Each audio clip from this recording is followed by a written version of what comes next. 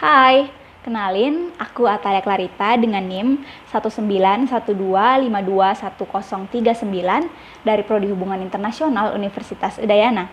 Kali ini aku akan memberikan penjelasan mengenai evolusi geopolitik mulai dari geopolitik tradisional, geopolitik klasikal, hingga geopolitik kontemporer.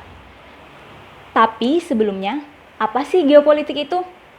Jadi, dalam studi hubungan internasional, geopolitik dipahami sebagai upaya negara untuk mencapai posisi superpowernya dengan cara meluaskan pengaruhnya dan juga meluaskan kekuasaannya over teritori, yakni untuk menguasai wilayah lain dan juga negara lain yang dinilai memiliki potensi.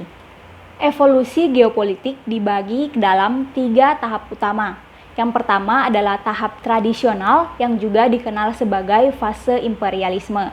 Pada saat itu, dunia masih berada di bawah kekuasaan bangsa Yunani kuno, yang mana mereka itu masih berambisi untuk melakukan ekspansionisme ke berbagai wilayah yang lebih luas.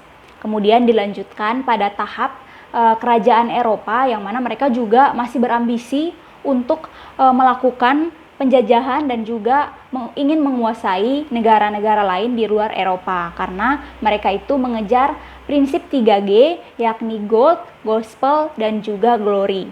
Pada periode tradisional ini, banyak pakar dan juga ilmuwan yang mencoba untuk menerangkan bagaimana cara menguasai dunia melalui organic theory yang di dalamnya terdapat prinsip atau konsep heartland, rimland, sea powers, dan juga air powers. Selanjutnya pada tahap yang kedua dikenal sebagai tahap klasikal, di mana pada tahap ini negara sudah melihat bahwa ada soft power yang juga bisa digunakan untuk menguasai dunia. Sehingga pada saat itu terjadi Cold War, yang mana Amerika Serikat dan juga Uni Soviet mencoba untuk meluaskan ideologinya kepada dunia. Amerika Serikat di satu sisi membawa ideologi liberalis kapitalis, sedangkan Uni Soviet di satu sisi membawa ideologi sosialis komunis.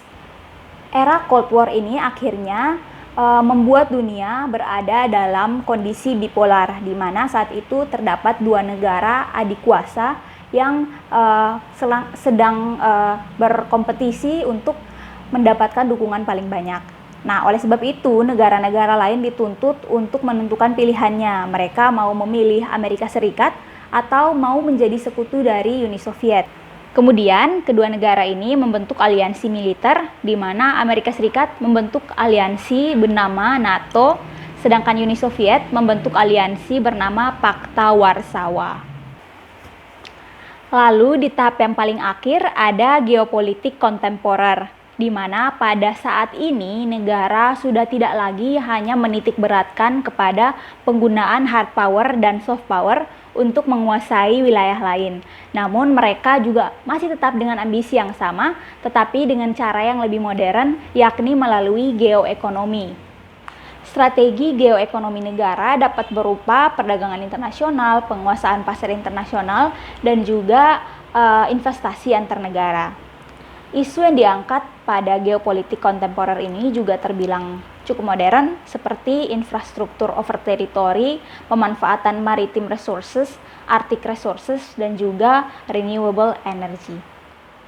Dari video singkat ini kita dapat melihat bahwa sedari dulu semua negara memiliki kecenderungan yang sama untuk saling menguasai satu sama lain. Setiap potensi yang dimiliki olehnya akan dikerahkan, baik dengan menggunakan hard power, yakni tenaga militer, dengan menggunakan soft power, yakni dengan menyebarkan ideologinya, maupun di saat yang lebih modern saat ini, negara akan cenderung menggunakan strategi geoekonominya. Semua itu dilakukan demi mencapai posisi sebagai negara superpower di dunia ini.